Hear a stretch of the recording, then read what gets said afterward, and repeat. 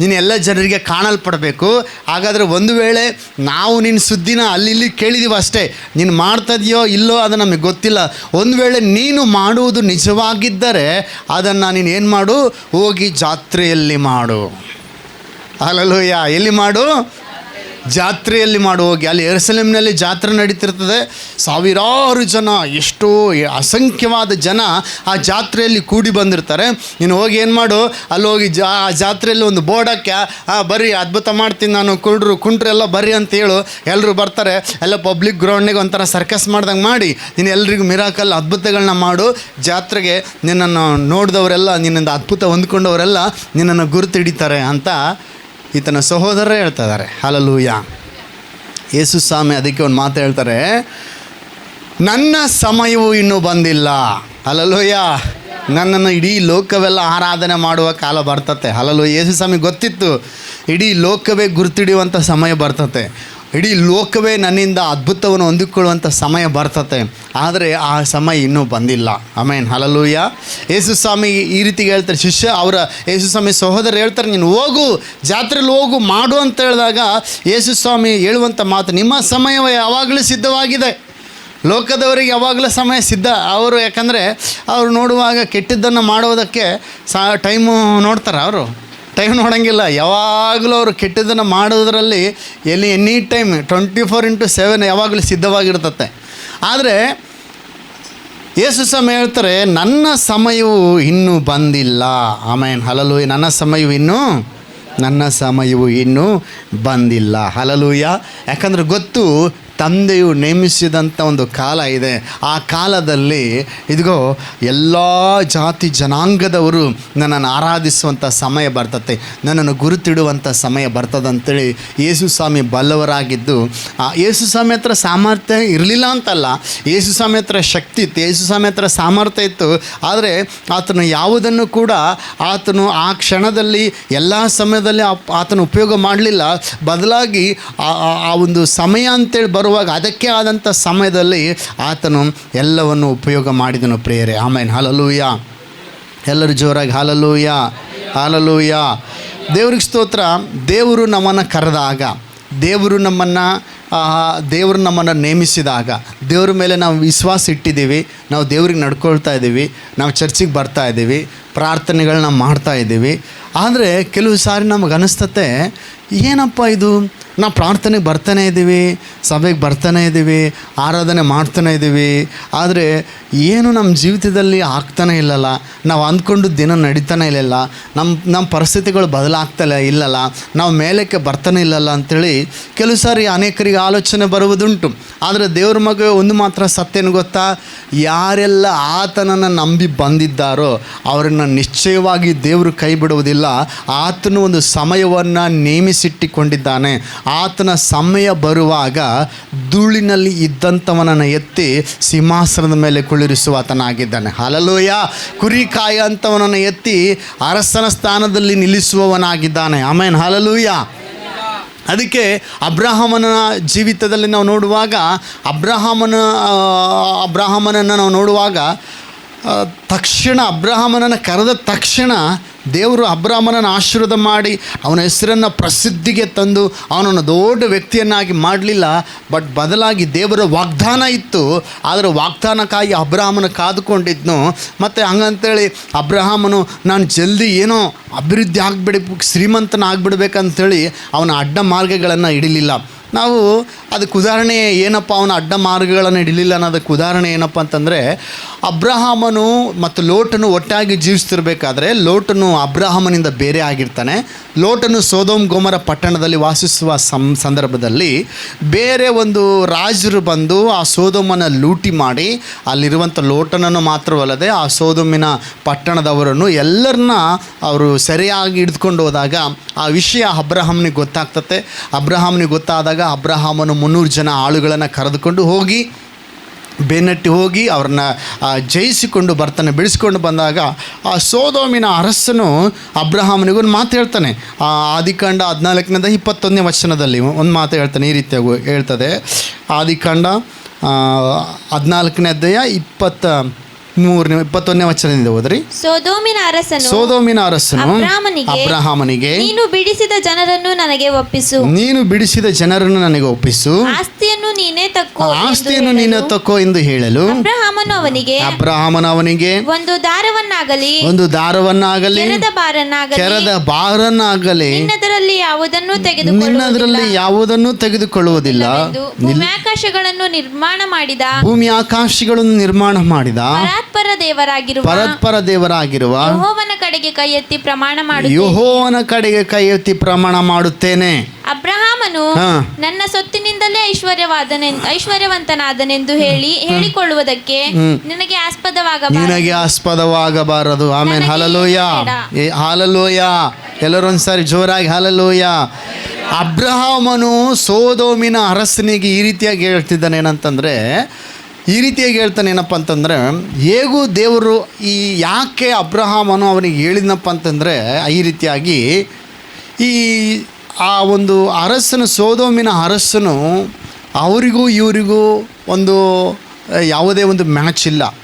ಆ ಸೋದೋಮ್ ಪಟ್ಟಣ ಎನ್ನುವಂಥದ್ದು ಭಯಂಕರ ದುರ್ಮಾರ್ಗತನದಿಂದ ತುಂಬಿದ ಪಟ್ಟಣ. ಅಲ್ಲಿ ನಡೀತಿರುವಂಥ ಕೃತ್ಯಗಳು ಅದು ಹೇಳಲು ಅಸಖ್ಯವಾದ ಕೃತ್ಯಗಳು. ಅಲ್ಲಿ ಭಯಂಕರ ಒಂದು ಮಾಟ ಮಂತ್ರಗಳು, ವಿಗ್ರಹಾರಾಧನೆ ನಡೀತಿದ್ದಂಥ ಒಂದು ಸ್ಥಳ ಸೋದೋಮ್ ಪಟ್ಟಣ. ಆದರೆ ಅಬ್ರಹಾಮನು ಹೇಳ್ತಾನೆ, ಹೇಗೂ ಒಂದು ದಿವಸ ನನ್ನನ್ನು ಐಶ್ವರ್ಯವಂತನಾಗಿ ಮಾಡ್ತಾನೆ. ಈ ಸಮಯದಲ್ಲಿ ಅಬ್ರಹಾಮನ ಐಶ್ವರ್ಯವಂತನ ಇರಲಿಲ್ಲ ಅಂತ ಕೇಳೋದಾದರೆ ಆಲ್ರೆಡಿ ಅಬ್ರಹಾಮನ ಐಶ್ವರ್ಯವಂತನ ಇದ್ದನು. ಆದರೆ ಅಬ್ರಹಾಮನು ಹೇಳ್ತಾನೆ, ಇನ್ನೂ ನನ್ನನ್ನು ದೇವರು ಹೆಚ್ಚಿಸುತ್ತಾನೆ. ಹಲ್ಲೆಲೂಯ. ಇನ್ನೂ ನನ್ನನ್ನು ದೇವರು ಅಭಿವೃದ್ಧಿ ಮಾಡ್ತಾನೆ. ನಿನ್ನದರಲ್ಲಿ ಯಾವುದು ನನಗೆ ಬೇಡ ಅಂತೇಳಿ ನಂಬಿಕೆಯಿಂದ ನಿಂತ್ಕೊಳ್ತಾನೆ. ಆ ಸಮಯದಲ್ಲಿ 14ನೇ ಅಧ್ಯಾಯದಲ್ಲಿ ಈಗ ನೋಡ್ರಿ, ಆ 14ನೇ ಅಧ್ಯಾಯ ಕೊನೆಯ ಭಾಗದಲ್ಲಿ ಈ ವಿಷಯ ನಡೀತದೆ. 15ನೇ ಅಧ್ಯಾಯ 1ನೇ ವಚನಕ್ಕೆ ಬರುವಾಗ ದೇವರಲ್ಲಿ ಮತ್ತೆ ಮಾತನಾಡ್ತಾನೆ. 15ನೇ ಅಧ್ಯಾಯ 1ನೇ ವಚನ ಓದಿ ನೋಡ್ರಿ.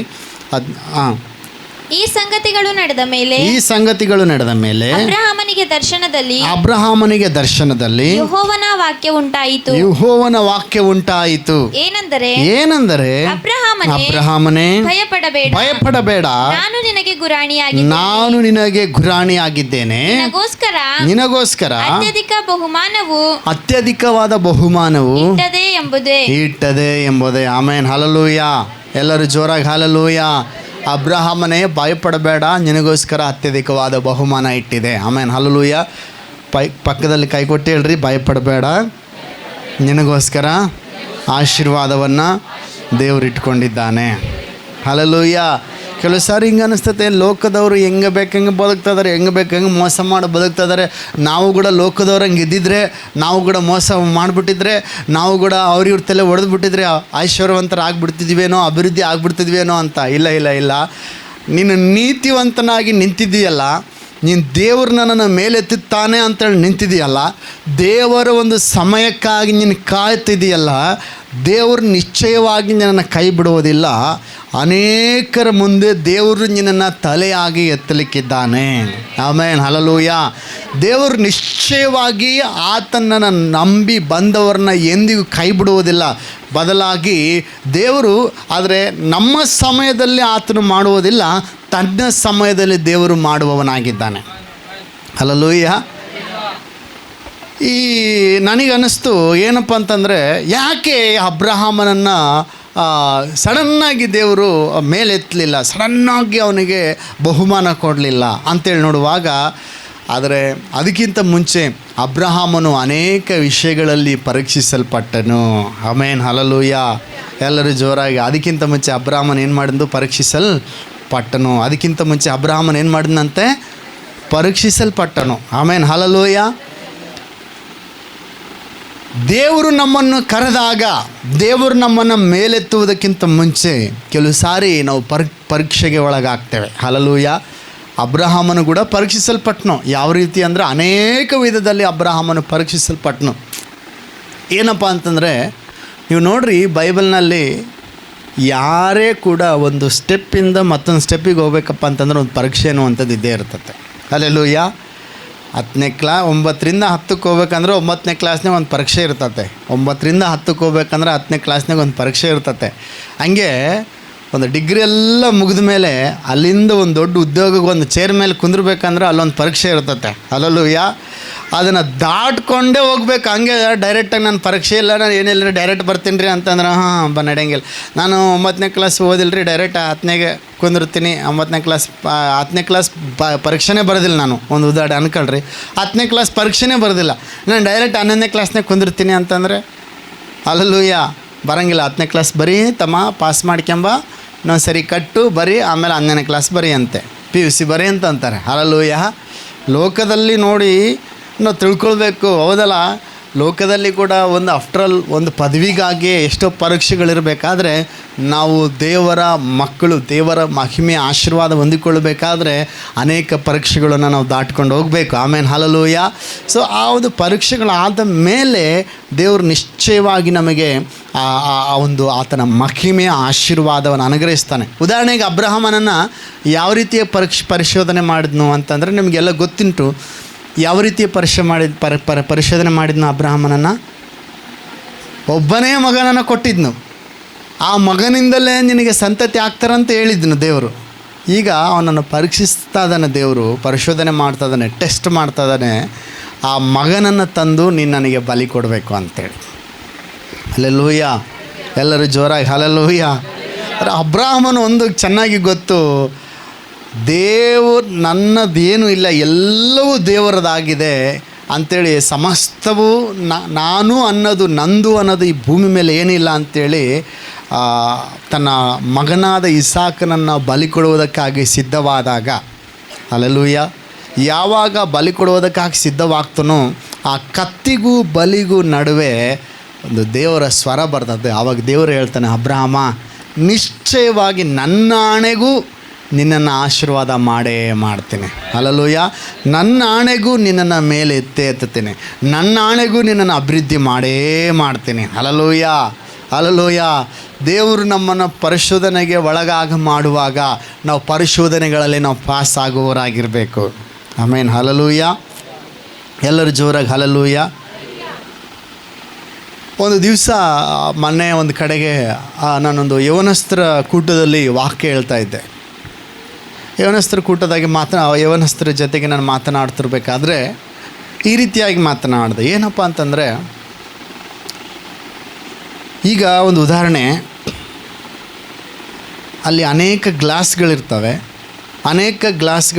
ಅದರಲ್ಲಿ ಕೆಲವೊಂದು ಹೊಲಸಾಗಿರೋ ಗಲೀಜಾಗಿರೋ ಗ್ಲಾಸ್ ಕಪ್ಪುಗಳು ಇರ್ತವೆ, ಮತ್ತು ಕೆಲವು ಚೆನ್ನಾಗಿ ತೊಳೆದು ಪಳಪಳ ಉಳಿಯುವಂಥ ಗ್ಲಾಸ್ ಇರ್ತವೆ. ಆವಾಗ ಈಗ ಆ ಗ್ಲಾಸ್ನ ನೀವೇನೋ ಉಪಯೋಗ ಮಾಡಬೇಕು, ನೀವು ಉಪಯೋಗ ಮಾಡಬೇಕು, ಅಥವಾ ಹಾಲು ಕುಡಿಯೋಕ್ಕೋ ಯಾವುದಕ್ಕೂ ಉಪಯೋಗ ಮಾಡಬೇಕಂತ ಬಂದಾಗ ನೀವು ಅಷ್ಟರಲ್ಲಿ ಯಾವುದನ್ನು ಆರಿಸ್ಕೊಳ್ತೀರಿ? ಗಲೀಜಾಗಿರೋ ಗ್ಲಾಸ್ ಆರಿಸ್ಕೊಳ್ತೀರಾ ಅಥವಾ ಚೆನ್ನಾಗಿರೋದು ಆರಿಸ್ಕೊಳ್ತೀರಾ? ಆದರೆ ಏನೋ ತೊಳಿಲಿಲ್ದು, ಏನೋ ಫುಲ್ಲು ಚಾಯೋ ಅಥವಾ ಸಾಂಬಾರು ಏನೋ ಅಳಿಸೋಗಿರ್ತತೆ ಅಥವಾ ಗಲೀಜಾಗಿರ್ತತೆ ಅಂಥ ಗ್ಲಾಸ್ನ ನೀವು ಆರಿಸ್ಕೊಳ್ತೀರೋ ಅಥವಾ ಚೆನ್ನಾಗಿರೋದನ್ನ ಆರಿಸ್ಕೊಳ್ತೀರ ಅಂತೇಳಿ ಕೇಳಿದೆ ನಾನು. ಅವ್ರು ಹೇಳಿದ್ರು, ಇಲ್ಲ ಚೆನ್ನಾಗಿರೋದು ನಾವು ಆರಿಸ್ಕೊಳ್ತೀವಿ ಅಂತ ಹೇಳಿದರು. ಹಲ್ಲೆಲೂಯಾ. ಚೆನ್ನಾಗಿರೋದೇ ಆರಿಸ್ಕೊಳ್ತೀವ್ರಿ ನಾ ಅಂತ ಹೇಳಿದರು.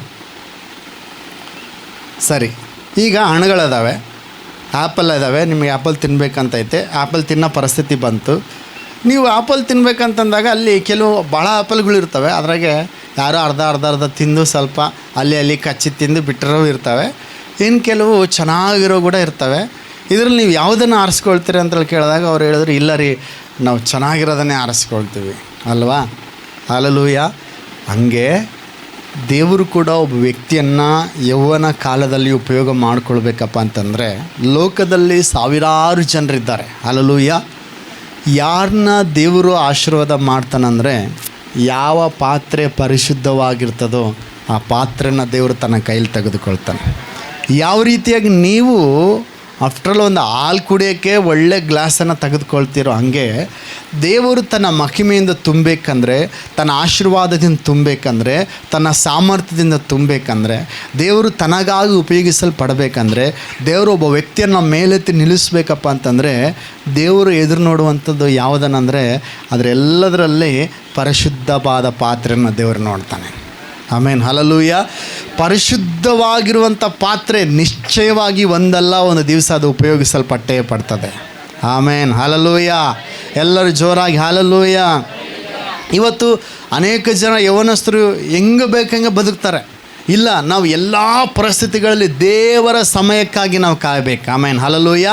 ಪ್ರತಿ ವಿಷಯಗಳಲ್ಲಿ, ಹಣದ ವಿಷಯದಲ್ಲಾಗಿರಬಹುದು, ವಿವಾಹದ ವಿಷಯದಲ್ಲಾಗಿರಬಹುದು, ಅಥವಾ ನಾವೊಂದು ಉನ್ನತವಾದ ವಿಷಯದಲ್ಲಾಗಿರಬಹುದು, ದೇವರ ಉಪಯೋಗಿಸಲ್ಪಡುವ ವಿಷಯದಲ್ಲಾಗಿರ್ಬೋದು, ಅಂದರೆ ಆ ದೇವರಿಗಾಗಿ ಉಪಯೋಗಿಸಲ್ಪಡುವಂಥ ವಿಷಯದಲ್ಲಾಗಿರ್ಬೋದು, ಎಲ್ಲ ವಿಷಯದಲ್ಲಿ ನಾವು ದೇವರು ನೇಮಿಸಿದಂಥ ಸಮಯಕ್ಕಾಗಿ ಕಾಯುವಂಥವರಾಗಿರಬೇಕು.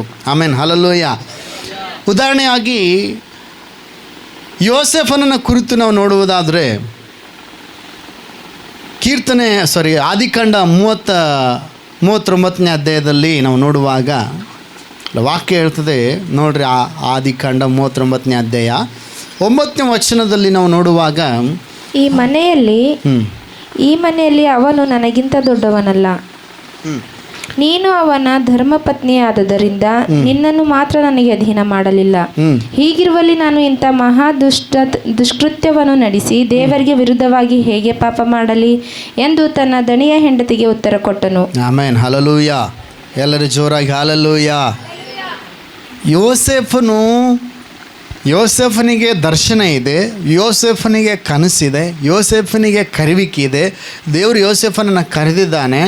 ನಾನು ನಿನ್ನನ್ನು ಕೀಳಾಗಿ ಅಲ್ಲ ಮೇಲಾಗಿ ಮಾಡ್ತೇನೆ, ನಾನು ನಿನ್ನ ಬಾಲವಾಗಿ ಅಲ್ಲ ತಲೆಯಾಗಿ ಮಾಡ್ತೇನೆ, ನಾನು ನಿನ್ನನ್ನು ಆಶೀರ್ವಾದವಾಗಿ ಇಡ್ತೇನೆ, ದೇಶಗಳು ನಿನ್ನನ್ನು ಗುರುತಿಡ್ತವೆ, ದೇಶದ ಜನಾಂಗಗಳು ನಿನ್ನ ಬಳಿಯಲ್ಲಿ ಸಹಾಯಕ್ಕಾಗಿ ಬರ್ತವೆ ಅಂತೇಳಿ ಅನೇಕ ದೇಶದ ಅರಸರು ನಿನ್ನ ಬಳಿ ಬಂದು ಬಾಗ್ತಾರೆ ಅಂತೇಳಿ ಒಂದು ವಾಗ್ದಾನ ಯೋಸೇಫನಿಗೆ ಇರ್ತದೆ.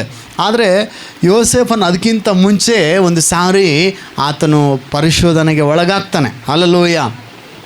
ಎಲ್ಲರೂ ಜೋರಾಗಿ ಹಲ್ಲೆಲೂಯಾ, ಹಲ್ಲೆಲೂಯಾ.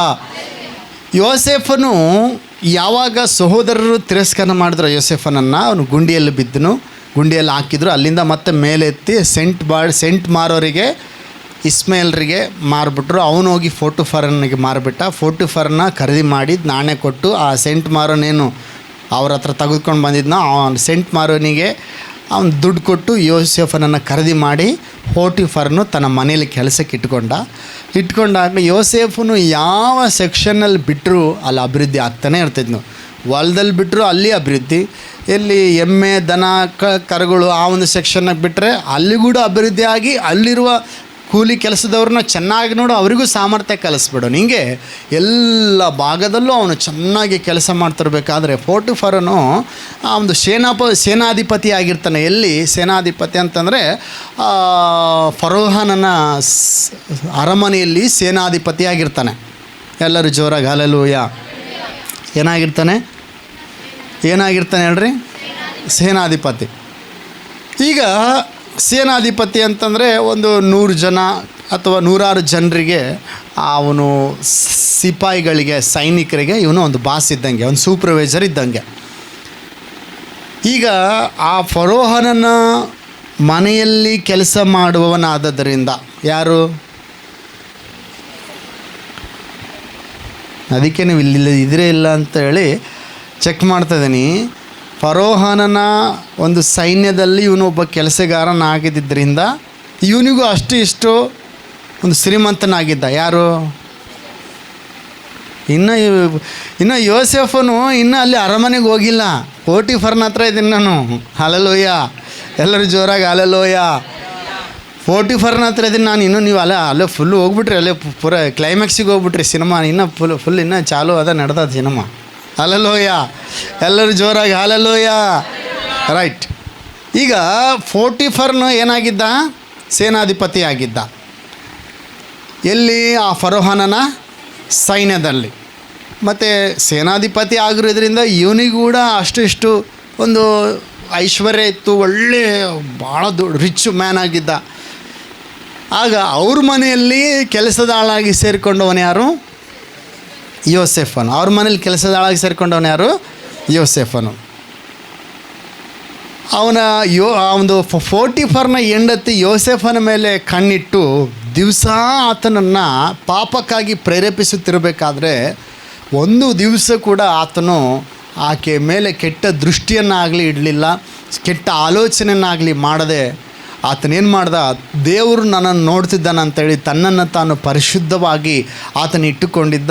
ಒಂದು ಸಮಯ ಬಂತು, ಫೋಟಿಫರ್ನು ಎಲ್ಲವನ್ನು ಆ ಯೋಸೇಫನಿಗೆ ಒಪ್ಪಿಸಿ ಆತನು ದೇಶಾಂತರ ಕೆಲಸದ ಮೇಲೆ ಹೋದಾಗ ಫೋಟಿಫರ್ನ ಹೆಂಡತಿ ಬಂದು ಆತನನ್ನು ಬಲವಂತ ಮಾಡ್ತಾಳೆ. ಆತನು ಯಾವುದೇ ಕಾರಣಕ್ಕೂ ಒಪ್ಪದೆ ನನ್ನ ದೇವರಿಗೆ ವಿರುದ್ಧವಾಗಿ ನಾನು ಯಾವ ರೀತಿ ಪಾಪವನ್ನು ಮಾಡಲ್ಲ ಅಂಥೇಳಿ ಅಲ್ಲಿಂದ ಆತನು ಓಡೋಗ್ಬಿಡ್ತಾನೆ.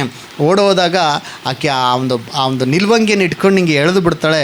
ಅದು ಅಂಗಿ ಹರಿದು ಆ ಅಂಗಿನೇ ಸಾಕ್ಷಿಯಾಗಿ ಇಟ್ಕೊಂಡು ಆಕೆ FIR ಕೇಸ್ ಮಾಡ್ತಾಳೆ. ಯಾರ ಮೇಲೆ? ಆ ಒಂದು ಯೋಸೇಫನ ಮೇಲೆ. ಯೋಸೇಫನು ಸೆರೆಮನೆಗೆ ಹೋಗ್ತಾನೆ. ಹಲ್ಲೆಲೂಯಾ. ಇಲ್ಲೊಂದು ಟ್ವಿಸ್ಟ್ ಏನಂತಂದರೆ, ಯೋಸೇಫನು ಈ ರೀತಿಯಾಗಿ ಆಲೋಚನೆ ಮಾಡ್ಬೋದಾಗಿತ್ತು, ಓಹೋ ಇದು ಒಳ್ಳೆಯ ಸಮಯವೇನೋ, ಈಗ ಪೋಟಿಫರ್ನ ಮನೆಯಲ್ಲಿ ನಾನೇ ಯಜಮಾನ, ಈಗ ಅವನ ಹೆಂಡತಿ ಕೂಡ ನನ್ನ ಕೈವಶವಾಗಿಬಿಟ್ರೆ ಪೋಟಿಫರ್ನನ್ನು ತಳ್ಳಿ ಈ ಒಂದು ಮನೆಗೆ, ಅವನ ಆಸ್ತಿಗೆ, ಇವನ ಸೊತ್ತಿಗೆ ನಾನೇ ಒಂದು ಸರ್ವಾಧಿಕಾರಿ ಆಗಿರ್ಬೋದು, ನಾನೇ ಒಂದು ಚೆನ್ನಾಗಿರ್ಬೋದು ಅಂತೇಳಿ ಒಂದು ವೇಳೆ ಆಲೋಚನೆ ಮಾಡ್ಬೋದಾಗಿತ್ತೇನೋ. ಆದರೆ ಅವನು ಆ ರೀತಿ ಆಲೋಚನೆ ಮಾಡಲಿಲ್ಲ. ದೇವರನ್ನು ಪ್ರೀತಿಸುವವರಿಗೆ ದೇವರು ಒಳ್ಳೆಯದನ್ನು ಕೊಡುತ್ತಾನೆ. ಹಲ್ಲೆಲೂಯಾ. ಇಷ್ಟು ಒಳ್ಳೆಯದನ್ನು ಕೊಡ್ತಾನಂದರೆ ನೀನು ಊಹಿಸೋದಕ್ಕೆ ಆಗದಿರುವಷ್ಟು ದೇವರು ಉತ್ತಮವಾದದನ್ನು ದೇವರು ಕೊಡ್ತಾನೆ. ಆಮೇನ್. ಹಲ್ಲೆಲೂಯಾ. ಆದರೆ ಪೋಟಿಫರ್ನ ಇಲ್ಲದ ಸಮಯದಲ್ಲಿ ಕೂಡ ಅವನು ದೇವರು ನನ್ನನ್ನು ನೋಡ್ತಿದ್ದಾನೆ ಅಂಥೇಳಿ ಯೋಸೇಫನು ದೇವರಿಗೆ ಭಯಪಟ್ಟು ಆತನು ಪರಿಶುದ್ಧವಾಗಿ ಆತನು ಜೀವನ ಮಾಡಿದ್ನು. ಅಲ್ಲಿಂದ ಆತನು ಅಲ್ಲಿಂದ ಓಡೋದಾಗ ಆತನ ಮೇಲೆ FIR ಕೇಸ್ ಆಯಿತು. ಸೆರೆಮನೆಯಲ್ಲಿ ಹೋದ್ನು. ಸೆರೆಮನೆಯಲ್ಲೂ ಕೂಡ ನಂಬಿಗಸ್ತನಾಗಿದ್ದನು. ಆದರೆ ದೇವರು ಅವನಿಗೇನು ಮಾಡಿದ್ನಂದರೆ, ಯೋಸೇಫನ ದೇವರು ಅಲ್ಲಿಂದ ಬಿಡಿಸಿ, ಎಲ್ಲಿಂದ? ಸೆರೆಮನೆಯಿಂದ ಬಿಡಿಸಿ ದೇವರು ಅರಮನೆಗೆ ತಂದನು. ನೋಡ್ರಿ, 41ನೇ ಅಧ್ಯಾಯ, ಆದಿಕಾಂಡ 41ನೇ ಅಧ್ಯಾಯ 39ನೇ ವಚನ ಹೋದ್ರಿ. ಏನು ಹೇಳ್ತದಲ್ಲಿ? 41ನೇ ಅಧ್ಯಾಯ 39ನೇ ವಚನದಿಂದ ಈತನಿಗಿಂತ ಯೋಗ್ಯನಾದ ಪುರುಷನು ನಮಗೆ ಸಿಕ್ಕಾನೆ ಎಂದು ಹೇಳಿ ಯೋಸೇಫನಿಗೆ ದೇವರು ಇದನ್ನೆಲ್ಲ ನಿನಗೆ ತಿಳಿಸಿರುವುದರಿಂದ ನಿನಗೆ ಸಮಾನನಾದ ಬುದ್ಧಿ ವಿವೇಕಗಳುಳ್ಳ ಪುರುಷನು ಯಾವನೂ ಇಲ್ಲ. ನೀನೇ ಅರಮನೆಯಲ್ಲಿ ಸರ್ವಾಧಿಕಾರಿಯಾಗಿರಬೇಕು. ನಿನ್ನ ಅಪ್ಪಣೆಯ ಮೇರೆಗೆ ಪ್ರಜೆಗಳೆಲ್ಲರೂ ನಡೆದುಕೊಳ್ಳಬೇಕು. ಸಿಂಹಾಸನದ ವಿಷಯದಲ್ಲಿ ಮಾತ್ರ ನಾನು ನಿನಗಿಂತ ದೊಡ್ಡವನಾಗಿರುವನು ಎಂದು ಹೇಳಿದನು. ಹಲ್ಲೆಲೂಯಾ. ಎಲ್ಲರೂ ಜೋರಾಗಿ ಹಲ್ಲೆಲೂಯಾ, ಹಲ್ಲೆಲೂಯಾ. ಈವಿನ್ ಪೋಟಿಫರ್ನು ಕೂಡ ಯೋಸೇಫನಿಗೆ ಮಾಡ್ತಾನೆ ಅಂಥೇಳಿ ಆತನು ಆಲೋಚನೆ ಮಾಡ್ಬೋದಾಗಿತ್ತು. ಪೋಟಿಫರ್ನ ಅಂತ ಹುಡುಗ ಅಲ್ಲ, ಅವನು ಒಳ್ಳೆಯವನು, ಇದರಲ್ಲಿ ಏನೋ ಸಮಥಿಂಗ್ ರಾಂಗ್ ಇದೆ ಅಂಥೇಳಿ ಅವನು ಪರಿಶೀಲನೆ ಮಾಡ್ಬೋದಾಗಿತ್ತು. ಆದರೆ ಪೋಟಿಫರ್ನ ಬಂದ ತಕ್ಷಣ ಯೋಸೇಫನ ಮೇಲೆ ಸಿಟ್ಟುಗೊಂಡವನಾಗಿ ಅವನನ್ನು ಸೆರೆಮನೆಗೆ ಹಾಕಿಸಿದನು. ಹಲ್ಲೆಲೂಯಾ. ಒಂದು ಸಮಯ ಬಂತು, ದೇವರು ಸೆರೆಮನೆಯಿಂದ ಅರಮನೆಗೆ ತಂದನು. ಎಲ್ಲಿಂದ ಇಲ್ಲಿಗೆ ತಂದನು? ಸೆರೆಮನೆಯಿಂದ ಅರಮನೆಗೆ ತಂದನು. ಅರಮನೆಗೆ ತಂದು ಅಲ್ಲಿ ಹೇಳ್ತಾನೆ, ಆ ಪೋಟಿಫರನು ಜೈಲಲ್ಲಿ ಹಾಕಿದಾಗ ಯೋಸೇಫನ್ ಏನು ಗುಣಗುಟ್ಲಿಲ್ಲ. ದೇವರು ನನಗಾಗಿ ಒಂದು ಸಮಯ ಇಟ್ಟುಕೊಂಡಿದ್ದಾನೆ. ಹಲ್ಲೆಲೂಯಾ. ನನಗಾಗಿ ಒಂದು ಸಮಯ ಐತೆ, ಆ ಸಮಯ ಬರುವಾಗ ನಾನು ಏನು ಅಂತೇಳಿ ಎಲ್ಲರಿಗೂ ದೇವರು ಪ್ರೂವ್ ಮಾಡ್ತಾನೆ ಅಂತ ಆ ನಂಬಿಗಸ್ತನಾಗಿ ನಿಂತ್ಕೊಂಡಿದ್ನು. ದೇವರು ಆ ಒಂದು ಕನಸಿನ ಅರ್ಥವನ್ನು ಹೇಳುವಂಥ ಒಂದು ವರವನ್ನು ಯೋಸೇಫನಿಗೆ ಕೊಟ್ಟಿದ್ನು. ಅಕ್ಕಪಕ್ಕ ಆ ಶೆಲ್ನಲ್ಲಿರೋರಿಗೆ ಕನಸಿನ ಅರ್ಥವನ್ನು ಹೇಳಿದಾಗ ಅವ್ರಿಗೆ ಬಿಡುಗಡೆ ಆಗ್ತತೆ. ಯೋಸೇಫನ್ ಹೇಳ್ದಂಗೆ ಒಬ್ಬನಿಗೆ ಬಿಡುಗಡೆ ಆಗ್ತತೆ, ಇನ್ನೊಬ್ಬನಿಗೆ ಅವನಿಗೆ ಸಜಾ ಆಗ್ತತೆ. ಏನಂತಂದರೆ ಗಲ್ಲಿನ ಶಿಕ್ಷೆ ಆಗ್ತತೆ ಅವನಿಗೆ. ಅದಾದಮೇಲೆ ಅವನು ಹೋಗಿ ಯಾರು ಬಿಡುಗಡೆ ಆಗಿರ್ತಾನೆ ಅವನು ಹೋಗಿ ಪೋಟಿಫರನ ಮನೇಲಿ ಕೆಲಸಕ್ಕೆ ಸೇರಿಕೊಳ್ತಾನೆ. ಕೆಲಸಕ್ಕೆ ಸೇರ್ಕೊಂಡ್ಮೇಲೆ ಅವನು ಜ್ಯೂಸ್ ಕೊಡ್ತಿರ್ಬೇಕಾದ್ರೆ ಫರೋಹನನು ಭಾಳ ಒಂದು ಚಿಂತೆಕ್ರಾಂತನಾಗಿರ್ತಾನೆ. ಏನಾಯಿತು ಅಂತ ಹೇಳಿದಾಗ ನನಗೊಂದು ಕನಸು ಬಿದ್ದತ್ತೆ, ಅದರ ಅರ್ಥ ಹೇಳೋರು ಯಾರೂ ಇಲ್ಲ ಅಂತಂದಾಗ ಆವಾಗ ಅವನು ಹೇಳ್ತಾನೆ, ಜೈಲಿನಾಗ ಒಬ್ಬನಿದ್ದಾನೆ, ಅವನು ಎಲ್ಲ ಕನಸಿನ ಅರ್ಥ ಹೇಳ್ತಾನೆ ಅಂತ ಹೇಳಿದಾಗ ಅವನು ಬಿಡುಗಡೆ ಮಾಡಿರಿ, ಕರ್ಕೊಂಬರ್ರಿ ಅಂದಾಗ ಆವಾಗ ಯೋಸೇಫನು ಸೆರೆಮನೆಯಿಂದ ಅರಮನೆಗೆ ಬರ್ತಾನೆ. ಅರಮನೆಗೆ ಬರುವಾಗ ಅವನು ಒಂದು ರೀತಿಯಾಗಿ ಅವನು ಶುದ್ಧೀಕರಿಸಿಕೊಂಡು ಒಂದು ಉತ್ತಮವಾದ ವಸ್ತ್ರಗಳನ್ನು ಧರಿಸಿಕೊಂಡು ಬರ್ತಾನೆ. ಬಂದಾಗ ಏನಾಗ್ತತೆ, ಅವನು ಹೇಳ್ತಾನೆ ಕನಸಿನ ಅರ್ಥ, ಕನಸು ಬಿದ್ದತೆ ಅದರ ಅರ್ಥ ಯಾರು ಹೇಳುವಲ್ರಂದಾಗ ಯೋಸೇಫನು ಫರೋಹನನಿಗೆ ಕನಸಿನ ಅರ್ಥ ಹೇಳ್ತಾನೆ. ಹಲ್ಲೆಲೂಯಾ. ಏನಂತ ಹೇಳ್ತಾನೆ ಗೊತ್ತಾ, ನಿನಗೆ ಬಿದ್ದಂಥ ಕನಸು ಇದೆ, 2 ಸಾರಿ ಬಿದ್ದಿರೋದ್ರಿಂದ ಆ 2 ಕನಸಿನ ಅರ್ಥ ಒಂದೇ ಆಗತ್ತೆ. 7 ವರ್ಷ ಸಮೃದ್ಧಿಯಾದ ಬೆಳೆ ಬರ್ತತೆ, 7 ವರ್ಷ ಭಯಂಕರ ಬರಗಾಲ ಇರ್ತತೆ. ಅದಕ್ಕೆ 7 ವರ್ಷದಲ್ಲಿ ನೀವೇನು ಮಾಡಬೇಕು, ಎಲ್ಲ ತಿಂದು ಖಾಲಿ ಮಾಡಿಬಿಡ್ಬೇಕು ಅಂದನ. ಏನಂತ ಹೇಳಿದ್ನು, ನೀವು ಇಲ್ಲೇ ಇದ್ದೀರಿಲ್ಲ ಅಂತೇಳಿ ಚೆಕ್ ಮಾಡ್ತಿರ್ತೀನಿ. 7 ವರ್ಷ ಎಂಥ ಕಾಲ ಬರ್ತದಂತೆ, ಸಮೃದ್ಧಿ ಕಾಲ, ಸಮೃದ್ಧಿಯಾದ ಬೆಳೆ ಬರ್ತತೆ. ಅದಕ್ಕೆ ನೀವೇನು ಮಾಡಬೇಕು, ಎಲ್ಲ ಹೆಂಗೆ ಬೇಕು ಹೆಂಗೆ ಚೆಲ್ಲಿ ತಿಂದು ದಾರುದಿಕ್ಕೆ ಮಾಡಿಬಿಡ್ಬೇಕು ಅಂದಿಲ್ಲ. ಅವಾಗ ಯೋಸೇಫನು ಹೇಳ್ತಾನೆ ಏನಂತಂದರೆ, ಆ ಕನಸಿನ ಅರ್ಥನೂ ಹೇಳ್ತಾನೆ, ಅದಕ್ಕೆ ಸಜೆಷನ್ ಕೂಡ ಕೊಡ್ತಾನೆ. ಏನು ಸಜೆಷನ್ ಅಂದರೆ, 7 ವರ್ಷಗಳ ಕಾಲ ಸಮೃದ್ಧಿಯಾದ ಬೆಳೆ ದೇವ್ರು ಕೊಡ್ತಾನಲ್ಲ, ಆಮೇಲೆ 7 ವರ್ಷ ಆದಮೇಲೆ ಬರಗಾಲ ಇರ್ತದಲ್ಲ, ಆ 7 ವರ್ಷದಲ್ಲಿ ಬಂದಂಥ ಸಮೃದ್ಧಿಯಾದ ಬೆಳೆಯಿಂದ ನೀವು ತೆಗೆದುಕೊಂಡು ಆ ಧಾನ್ಯಗಳನ್ನು ಆ ಗೋಡಂಬಿನಲ್ಲಿ ಶೇಖರಣೆ ಮಾಡಿಡಬೇಕು. ಹಲ್ಲೆಲೂಯಾ. ಗೋಡಂಬಿನಲ್ಲಿ ಏನು ಮಾಡಬೇಕು, ನೀವು ಶೇಖರಣೆ ಮಾಡಿಡಬೇಕು. ಆಮೇಲೆ ಆ 7 ವರ್ಷ ಬರಗಾಲ ಇದ್ದಾಗ ನೀವು ಅನೇಕ ದೇಶಗಳನ್ನು ಪೋಷಿಸುವವರಾಗ್ತೀರಿ ಅಂತ ಹೇಳಿದಾಗ ಫರೋಹನನು ಅವಾಗಿ ಹೇಳೋ ಮಾತು ಇದು. ಅದಕ್ಕೆ ನೀವು ಯಾರನ್ನೋ ಒಬ್ಬ ಒಳ್ಳೆ ವ್ಯಕ್ತಿಯನ್ನು ನೀವು ಅಪಾಯಿಂಟ್ ಮಾಡಬೇಕು ಪ್ರಧಾನಮಂತ್ರಿಯಾಗಿ ಅಂತ ಹೇಳಿದಾಗ ಆವಾಗ ಫರೋಹನನು ಹೇಳ್ತಾನೆ, ಈತನಿಗಿಂತ ಯೋಗ್ಯನಾದ ಪುರುಷನು ನಮಗೆ ಸಿಕ್ಕಾನೆ ಎಂದು ಹೇಳಿ ಯೋಸೇಫನಿಗೆ, ದೇವರು ಇದನ್ನೆಲ್ಲ ನಿನಗೆ ತಿಳಿಸಿರುವುದರಿಂದ ನಿನಗೆ ಸಮಾನನಾದ ಬುದ್ಧಿ ವಿವೇಕವುಳ್ಳ ಪುರುಷನೂ ಯಾವನೂ ಇಲ್ಲ, ನೀನೇ ಅರಮನೆಯಲ್ಲಿ ಸರ್ವಾಧಿಕಾರಿ ಆಗಿರಬೇಕು, ನಿನ್ನ ಅಪ್ಪಣೆ ಮೇರೆಗೆ ಪ್ರಜೆಗಳೆಲ್ಲರೂ ನಡೆದುಕೊಳ್ಳಬೇಕು, ಸಿಂಹಾಸನದ ವಿಷಯದಲ್ಲಿ ಮಾತ್ರ ನಾನು ನಿನಗಿಂತ ದೊಡ್ಡವನಾಗಿರುವೆನು ಎಂದು ಹೇಳಿದನು. ಆಮೇನ್. Hallelujah, hallelujah. ಒಂದು ಟೈಮ್ ಬಂತು, ಪೋಟಿಫರನಿಗೆ ಒಂದು ಸಮಯದಲ್ಲಿ ಯೋಸೇಫನು ಹಿಂಗೆ ಮಾಡ್ತಾ ಇದ್ದ. ಹಲ್ಲೆಲೂಯಾ. ಇನ್ನೊಂದು ಟೈಮ್ ಬಂತು, ಈ ಸೇನಾಧಿಪತಿಗಳಿಗಿಂತಲೂ ದೊಡ್ಡವರಾದರೂ ಸೇನಾಧಿಪತಿಗಳೆಲ್ಲರೂ ಹಿಂಗೆ ಲೈನಿಗೆ ನಿಂತು, ಇವನಂತರೂ 1000 ಜನ ನಿಂತು ಯೋಸೇಫನ್ ಬರಬೇಕಾದ್ರೆ ಎಲ್ಲರೂ ಹಿಂಗೆ ಅಡ್ಡ ಬೀಳ್ಬೇಕು ಹಿಂಗೆ. ಹಲ್ಲೆಲೂಯಾ. ಇದೇ ದೇವರು, ನಮ್ಮ ದೇವರು. ಆಮೇನ್. ಹಲ್ಲೆಲೂಯಾ. ಕಾಲಗಳನ್ನು ಸಮಯಗಳನ್ನು ಮಾರ್ಪಡಿಸುವ ಆತನ. ಆಮೇನ್. ಹಲ್ಲೆಲೂಯಾ. ಒಂದು ಸಮಯದಲ್ಲಿ ನಮ್ಮನ್ನು ಕೀಳಾಗಿ ನೋಡಿದವರು ನಮ್ಮ ಹತ್ರ ಸಹಾಯ ಕೇಳ್ಕೊಂಡು ಬರುವಾಗೆ ದೇವ್ರು ಮಾಡ್ತಾನೆ. ಹಲ್ಲೆಲೂಯಾ. ನಮ್ಮನ್ನು ಅಪಾರ್ಥವಾಗಿ ನಮ್ಮನ್ನು ತಳ್ಳಿದವ್ರ ಮುಂದೆ ದೇವರು ನಮ್ಮ ವೈರಿಗಳ ಮುಂದೆ ನಮಗೋಸ್ಕರ ದೇವರು ಔತಣವನ್ನು ಸಿದ್ಧ ಮಾಡುವವನಾಗಿದ್ದಾನೆ. ಹಲ್ಲೆಲೂಯಾ. ದೇವರು ನೇಮಿಸಿದಂಥ ಸಮಯದಲ್ಲಿ, ಹಲ್ಲೆಲೂಯಾ, ದೇವ್ರು ಹಿಂಗೆ ಆಶೀರ್ವಾದ ಮಾಡ್ತಾನಂದರೆ ನೀನು ಊಹನೆನೂ ಕೂಡ ಮಾಡಿರಲ್ಲ, ದೇವ್ರು ನಾನು ಹಿಂಗೆ ಆಶೀರ್ವಾದ ಮಾಡ್ತಾನೆ ಅಂತೇಳಿ. ಆ ರೀತಿಯಾದ ಆಶೀರ್ವಾದ ದೇವರು ಮಾಡುವವನಾಗಿದ್ದಾನೆ. ಬಟ್ ಅದಕ್ಕಿಂತ ಮುಂಚೆ ಪರೀಕ್ಷಿಸಲ್ಪಡಬೇಕು. ಹಲ್ಲೆಲೂಯಾ. ಅದಕ್ಕಿಂತ ಮುಂಚೆ ಏನಾಗಬೇಕು, ಆ ಪರೀಕ್ಷೆಯಲ್ಲಿ ನೀನು ವಿನ್ ಆಗಬೇಕು. ಪಕ್ಕದ ಕೈಕೊಳ್ಳಿ, ಪರೀಕ್ಷೆಯಲ್ಲಿ ನೀನು ಗೆಲ್ಲಬೇಕು. ಹಲ್ಲೆಲೂಯಾ. ಅಬ್ರಹಾಮನಿಗೆ ದೇವರು ಪರಿಶೋಧನೆ ಮಾಡಿದ್ನು. ಏನಂತ ಅಬ್ರಹಾಮನಿಗೆ ಹೇಳಿದ್ನು, ನೀನು ಒಬ್ಬನೇ ಮಗನಾದ ಇಸಾಕನನ್ನು ತಂದು ಸಮರ್ಪಿಸಂತ. ಈಗ ಒಂದು ವೇಳೆ ಬೇರೆ ಯಾರನ್ನಾಗಿದ್ದರೆ, ಬೇರೆ ಯಾರನ್ನ ಅಬ್ರಹಾಮನ ಸ್ಥಾನದಲ್ಲಿದ್ದರೆ, ಇಸಾಕನಿಂದಲೇ ಜನಗಳು ಹುಟ್ಟೋದು ದೇವ್ರು ಹೇಳಿದಾನೆ, ಇವನೇ ಕೊಟ್ಟುಬಿಟ್ರೆ ಹೆಂಗೆ ಆಗಂಗಿಲ್ಲ ಅಂಥೇಳಿ ಸರಿದು ಬಿಡ್ತಿದ್ರೇನೋ. ಆದರೆ ಅಬ್ರಹಾಮನು ನಂಬಿಕೆಯಿಂದ ಇಸಾಕನನ್ನೇ ಬಲಿ ಕೊಡುವುದಕ್ಕಾಗಿ ಸಿದ್ಧವಾದನು. ಆಮೇನ್. ಹಲ್ಲೆಲೂಯಾ.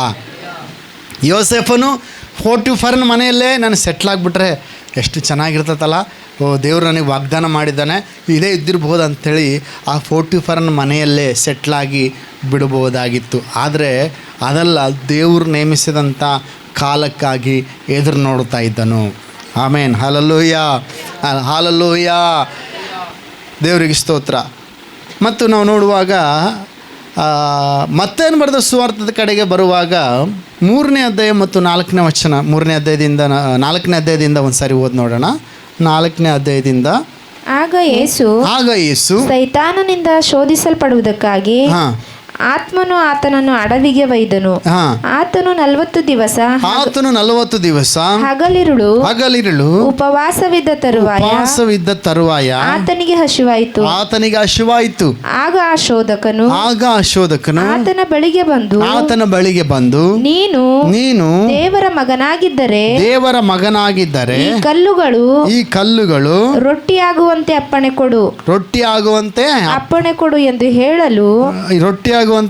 ಕೊಡು ಎಂದು ಹೇಳಲು ಆತನು ಮನುಷ್ಯನು ರೊಟ್ಟಿ ತಿಂದ ಮಾತ್ರದಿಂದ ಬದುಕುವುದಿಲ್ಲ ದೇವರ ಬಾಯಿಂದ ಹೊರಡುವ ಪ್ರತಿಯೊಂದು ಮಾತಿನಿಂದಲೂ ಬದುಕುವನು ಎಂದು ಬರೆದದೆ ಎಂದು ಹೇಳಿದನು. ಆಗ ಸೈತಾನನು ಆತನನ್ನು ಪರಿಶುದ್ಧ ಪಟ್ಟಣಕ್ಕೆ ಕರಕೊಂಡು ಹೋಗಿ ದೇವಾಲಯದ ಶಿಖರದ ಮೇಲೆ ನಿಲ್ಲಿಸಿ ಆತನಿಗೆ, ನೀನು ದೇವರ ಮಗನಾಗಿದ್ದರೆ ಕೆಳಕ್ಕೆ ಧುಮುಕು. ಆತನು ನಿನ್ನ ವಿಷಯವಾಗಿ ತನ್ನ ದೂತರಿಗೆ ಅಪ್ಪಣೆ ಕೊಡುವನು. ನಿನ್ನ ಕಾಲು ಕಲ್ಲಿಗೆ ತಗಲಿತೆಂದು ಅವರು ನಿನ್ನನ್ನು ಕೈಗಳಲ್ಲಿ ಎತ್ತಿಕೊಳ್ಳುವರು ಎಂಬುದಾಗಿ ಬರೆದದೆಯಲ್ಲ ಎಂದು ಹೇಳಿದನು. ಸಾಕು. ಹಲ್ಲೆಲೂಯಾ. ಒಂದು 2ನೇ ವಚನ ಹೇಳ್ತದೆ, 4ನೇ ವಚನ. ಆತನು 40 ದಿವಸ ಹಗಲಿರುಳು ಉಪವಾಸವಿದ್ದ ತರುವಾಯ ಆತನಿಗೆ ಏನಾಯಿತು? ಆತನಿಗೆ ಯಾವಾಗ? ಉಪವಾಸ ಮಾಡಕರೆ ಸ್ಟಾರ್ಟ್ ಮಾಡಿದಾಗ ಆಯ್ತೇನು? ಉಪವಾಸ ಮುಗಿಸಿದ ಮೇಲೆ ಆಯಿತಾ? ಉಪವಾಸ ಮುಗಿಸಿದ ಮೇಲೆ ಆಯ್ತು. 40 ದಿವಸ ಉಪವಾಸ ಇದ್ದ ತರುವಾಯ ಆತನಿಗೇನಾಯ್ತಂತೆ? ಹಸುವಾಯಿತು. ಆಗ ಶೋಧಕನು ಬರ್ತದಾನೆ. ಹಲ್ಲೆಲೂಯಾ. ಯಾವಾಗ ಬರ್ತದಾನೆ ಶೋಧಕನು? ಇಲ್ಲಿ ಏನಪ್ಪ ಆಶ್ಚರ್ಯ ಅಂದರೆ, ಉಪವಾಸ ಸ್ಟಾರ್ಟ್ ಮಾಡಿದಾಗ ಬಂದಿಲ್ಲ. 40 ದಿವಸ ಉಪವಾಸ ಇದ್ದ ತರುವಾಯ ಆತನಿಗೆ ಹಸುವಾದಾಗ ಶೋಧಕನು ಬರ್ತದಾನೆ. ಹಂಗೆ ಬರ್ತಾ ಇಲ್ಲ, ಕಲ್ಲು ಹಿಡ್ಕೊಂಬರ್ತದಾನೆ. ಹಲ್ಲೆಲೂಯಾ. ಏನು ಹಿಡ್ಕೊಂಬರ್ತದಾನೆ? ಹಲ್ಲೆಲೂಯಾ. ಕೇಳ್ತೀನಿ, ಆ ಶೋಧಕನ ಬಂದು ಏನಂತ ಕೇಳ್ತಾನೆ ಹೇಳ್ರಿ? ಶೋಧಕನ ಬಂದು ಏನಂತ ಕೇಳ್ತಾನೆ? ಏನಾಗಿದ್ದರೆ ನೀನು ದೇವರ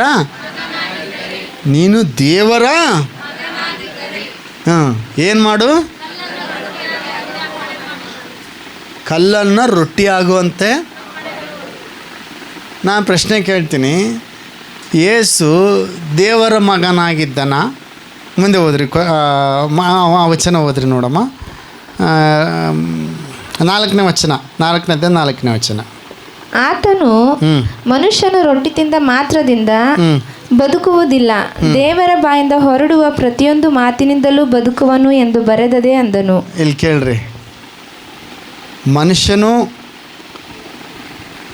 ಮನುಷ್ಯನು ಅಂತ ಹೇಳಿದ್ನ ಇಲ್ಲಿ ಯೇಸು ಸ್ವಾಮಿ ಏನು ಹೇಳ್ತಿದ್ದಾನೆ? ಈಗ ಆ ಶೋಧಕನ ಮೀನ್ಸ್ ಸೈತಾನನ್ ಬಂದು ಏನು ಹೇಳ್ತಾನೆ? ನೀನು ದೇವರ ಮಗನಾಗಿದ್ದರೆ ಅಥವಾ ದೇವಕುಮಾರನಾಗಿದ್ದರೆ ನೀನು ಕಲ್ಲನ್ನು ಏನಾಗುವಂತೆ ಮಾಡು. ಯೇಸು ಸ್ವಾಮಿ 4ನೇ ವಚನದಾಗ ಏನು ಹೇಳ್ತಿದ್ದಾರೆ ಇಲ್ಲಿ? ಮನುಷ್ಯನು ಏನು? ಮತ್ತು ಆ ಸೈತಾನ ಏನು ಹೇಳ್ತಿದ್ದಾನೆ? ನೀನು ದೇವರ ಮಗನಾಗಿದ್ದರೆ. ಈ ಮನುಷ್ಯನು ಅನ್ನುವಂಥ ಪದ ಏನೈತಲ್ಲ, ಇಲ್ಲಿ ಇಂಗ್ಲೀಷ್ ಬೈಬಲ್ನಲ್ಲಿ ಮನುಷ್ಯ ಕುಮಾರನು ಅಂತ ಐತೆ. ಇಂಗ್ಲೀಷ್ ಬೈಬಲ್ನಲ್ಲಿ ಏನಂತ ಗೊತ್ತು? 4ನೇ ವಚನದಾಗ ಇಲ್ಲೇನೈತೆ ಹೇಳ್ರಿ ನೋಡಮ್ಮ. ನಮ್ಮ ಬೈಬಲ್ನಾಗೆ ಮನುಷ್ಯನು ರೊಟ್ಟಿ ತಿಂದ ಮಾತ್ರದಿಂದ ಬದುಕುವುದಿಲ್ಲ ಅಂತ ಐತೆ. ಅಲ್ಲಿ ಸೈತಾನ್ ಬಂದು ಏನು ಹೇಳ್ತಾನೆ? ನೀನು ದೇವಕುಮಾರನಾಗಿದ್ದರೆ ಅಂತ ಐತೆ. ಇಲ್ಲಿ ಮನುಷ್ಯ ಕುಮಾರನಂತ ಯೇಸು ಸ್ವಾಮಿ ಮೆನ್ಷನ್ ಮಾಡ್ತಿದ್ದಾನೆ.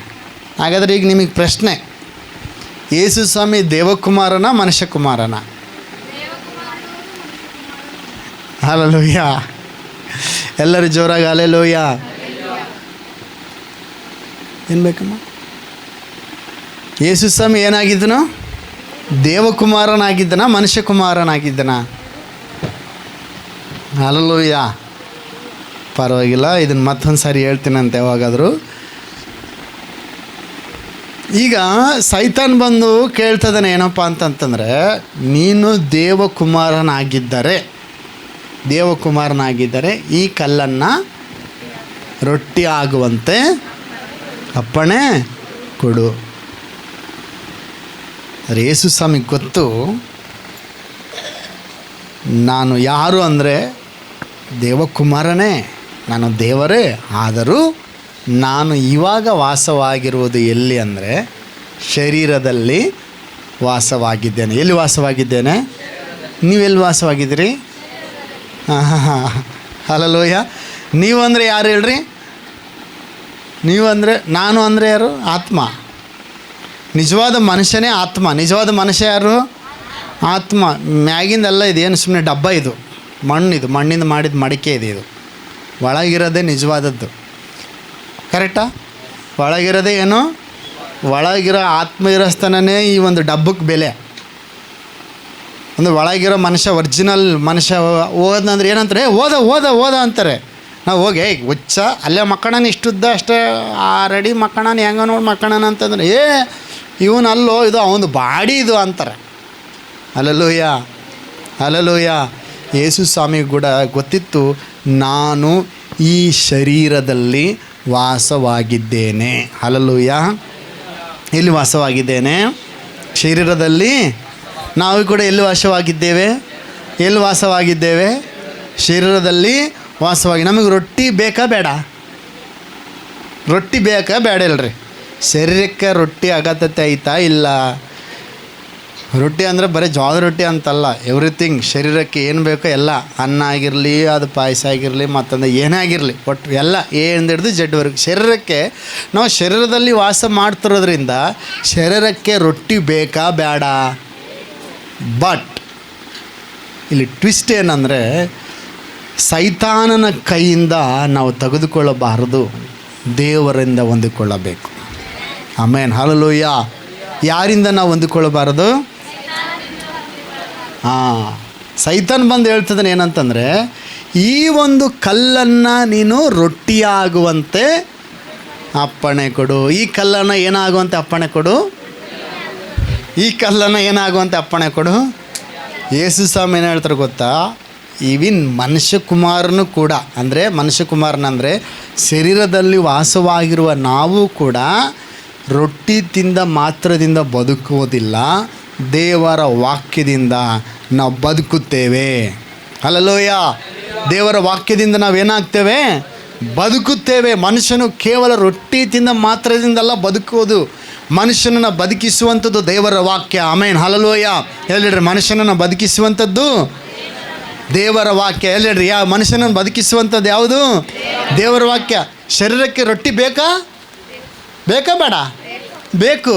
ಅಂದರೆ ರೊಟ್ಟಿ ತಿಂದು ಮಾತ್ರಕ್ಕೆ ಬದುಕ್ತೀಯಾ? ಇಲ್ಲ. ಆದರೆ ನಿಜವಾಗಲೂ ಬದುಕಿಸುವಂಥದ್ದು ಯಾವುದು ಗೊತ್ತಾ? ದೇವರ ವಾಕ್ಯ. ಹಲ್ಲೆಲೂಯ.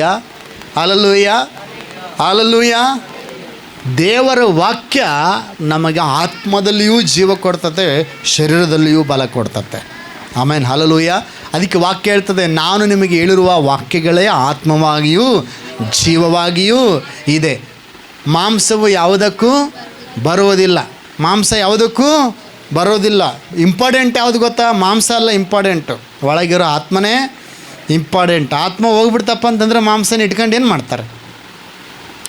ಮಾಂಸನ ಇಟ್ಕೊಂಡು, ಅಯ್ಯೋ ನೀನಂದರೆ ನನಗೆ ಭಾಳ ಇಷ್ಟ, ನಾನು ನಿನ್ನ ಬಿಟ್ಟಿರಲ್ಲ, ಒಂದು ವರ್ಷ ಇಲ್ಲೇ ನಿನ್ನ ಜೊತೆಗೆ ಹಿಂಗೆ ಕೈ ಹಾಕ್ಕೊಂಡು ಮಕ್ಕಂತೀನಿ ಅಂತಾರ. ಯಾರೇ ಆಗಿರಲಿ, ಯಾವುದೇ ಸಂಬಂಧ ಆಗಿರಲಿ, ಎತ್ತರ ಟೈಮ್ ಅಂತಾರೆ, ವಾಸನೆ ಬರ್ತದೆ ಅಂತಾರೆ. ಮಾಂಸಕ್ಕೇನು ಬೆಲೆ ಇಲ್ಲ, ಆತ್ಮಕ್ಕೆ ಬೆಲೆ. ಹಲ್ಲೆಲೂಯ. ಅಂದರೆ ಒರಿಜಿನಾಲಿಟಿನೇ ಆತ್ಮ. ಅಂದರೆ ನಮಗೆಲ್ಲ ಬೇಕು. ಏನು ಬೇಕು? ಈ ಒಂದು ಶರೀರಕ್ಕೆ ರೊಟ್ಟಿ ಬೇಕಾ ಬೇಡ? ಆದರೆ ಆ ರೊಟ್ಟಿ ಸೈತಾನನಿಂದ ನಾವು ತೆಗೆದುಕೊಳ್ಳಬಾರದು, ದೇವರಿಂದ ತೆಗೆದುಕೊಳ್ಳಬೇಕು. ಹಲ್ಲೆಲೂಯ. ಅರ್ಥ ಆಯ್ತಾ ನಿಮಗೆ? ಏನು ಅರ್ಥ ಆಗ್ತದಂದರೆ, ಈ ಲೋಕದಲ್ಲಿ ಅಕ್ರಮವಾದದ್ದು ಯಾವುದನ್ನು ಕೂಡ, ದೇವರಿಂದ ಅಲ್ಲದಿರುವಂಥದ್ದು ಯಾವುದನ್ನು ಕೂಡ ನಾವು ಸ್ವೀಕಾರ ಮಾಡಿಕೊಳ್ಳದೆ, ನಾವು ದೇವರ ಸಮಯಕ್ಕಾಗಿ ನಾವು ಎದುರು ನೋಡುವವರಾಗಿದ್ದರೆ, ದೇವರ ಕೈಯಿಂದ ನಾವು ಹೊಂದಿಕೊಳ್ಳುವುದಾದರೆ, ನಿಶ್ಚಯವಾಗಿ ದೇವರು ನಮಗೆ ಉತ್ತಮವಾದದ್ದನ್ನು ಕೊಡುತ್ತಾನೆ.